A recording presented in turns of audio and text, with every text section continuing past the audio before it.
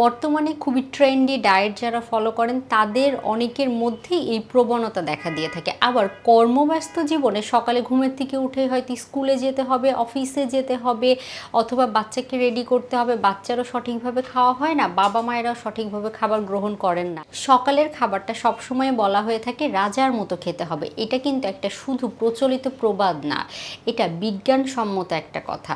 সকালের খাবারটা যদি সঠিকভাবে কেউ গ্রহণ না করে তার অ্যাসিডিটি, বদহজমজনিত সমস্যা দেখা দিবে।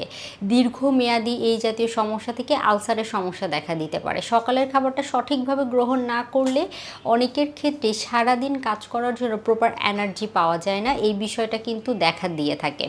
আবার অনেকের ক্ষেত্রে দেখা যায় যে সকালে সঠিকভাবে তারা খাবার গ্রহণ করেন না, সকালে অফিসে গিয়ে বা কর্মক্ষেত্র গিয়ে বা বাচ্চারা যারা স্কুলে যায় কোনো কাজে মন বসছে না, পড়াশোনা মনে থাকছে না, কাজ করতে ভালো লাগছে না। এর পেছনে মূল কারণটা হচ্ছে সকালে খাবার সঠিক পরিমাণে, সঠিক অনুপাতে গ্রহণ না করা।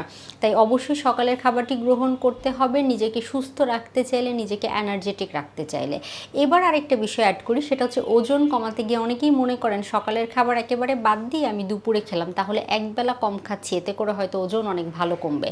ধারণাটি একেবারেই ভুল। দীর্ঘ সময় যখন আপনি না খেয়ে থাকবেন, দুপুরে একবারে যখন খাবার গ্রহণ করতে যাবেন আপনার কিন্তু ক্ষুধাটা অনেক বেশিই থাকবে। এতে করে আপনি নিজের অজান্তে অনেক বেশি পরিমাণে খাবার গ্রহণ করে ফেলবেন। তাই অবশ্যই খাবার খেতে হবে দিনে 4 থেকে 5 বেলা বা 6 বেলাও গ্রহণ করতে পারেন। পাশাপাশি মাথায় রাখতে হবে যে খাবারের মধ্যবর্তী সময় অর্থাৎ 3টা প্রধান মিল, 3টা বা 2টা স্ন্যাকিং টাইম, আর পাশাপাশি অবশ্যই আমাদের হেলদি ডায়েটারি ব্যালেন্স ডায়েট আমরা যেটাকে বলে থাকি সেটা মেনটেন করে চলার চেষ্টা করবে। তাহলেই দেখা যাবে অসুখ নিয়ন্ত্রণে রাখতে পারবো, ওজন নিয়ন্ত্রণে রাখতে পারবো, নিজেকে ফিট রাখতে পারবো।